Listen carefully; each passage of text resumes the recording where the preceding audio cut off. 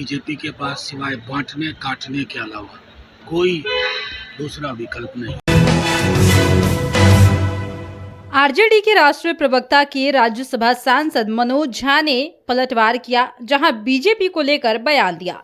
उन्होंने झारखंड विधानसभा में जीत का दावा करते हुए कहा कि बीजेपी के पास बांटने और काटने के अलावा कोई दूसरा विकल्प नहीं और वो विकल्प सांसद मनोज कुमार झा ने कहा कि हेमंत सोरेन को जेल भेजना और उसके बाद जितनी भी योजनाएं लागू हुई उससे एक तरफा माहौल बना है। बीजेपी के पास बांटने और काटने के अलावा कोई दूसरा विकल्प नहीं। वहीं उन्होंने किस तरीके से बीजेपी पर पलटवार किया है वो आप सुनिए। हेमंत सोरेन को जेल भेजना, उसके बाद जितनी योजनाएं लागू हुई, एक तरफा माहौल है। बीजेपी के पास सिवाय बांटने काटने के अलावा कोई दूसरा विकल्प नहीं और वो विकल्प हार जाए। समाजवादी पार्टी के प्रदेश अध्यक्ष हैं, उन्होंने चीफ इलेक्टोरल ऑफिसर को लिखा है लेटर कि खास करके जो महिलाएं वोटिंग करने के लिए आती हैं, मुस्लिम महिलाएं, उनकी पुलिस ऑफिसर जो है बुर्का उठा करके चेहरे देखते हैं, जिस वजह से वो डर जाती हैं और हमारे वोटिंग परसेंटेज कम हो जाते हैं। देखिए, पूरे देश में ये माहौल चल रहा है। प्रधानमंत्री जी को तय करना होगा कि किस प्रकार के देश का निर्माण कर रहे हैं। आप सबके प्रधानमंत्री नहीं प्रतीत होते और ये दुख का विषय है। बिहार विधान में जो इलेक्शन कैंपेन में भाजपा ने जो वीडियो डाला है सर, उसको लेकर विवाद है। महबूबा मुफ्ती कह रहे कि जहर उगल रहे हैं भाजपा।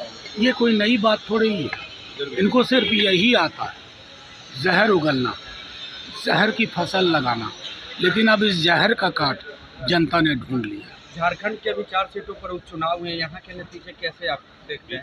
बिहार में 4 सीटें 20 तारीख के बाद 23 को जब नतीजे शुरू होंगे तो लोगों के पाँव के नीचे की ज़मीन निकल जाए। सर, राहुल गांधी ने एक रहेंगे सिर्फ रहेंगे नारे को कहा है कि जो नरेंद्र मोदी हैं वो सिर्फ अपने साथी यानी कि अमित शाह और अडानी को बचाना चाहते हैं इस नारे से।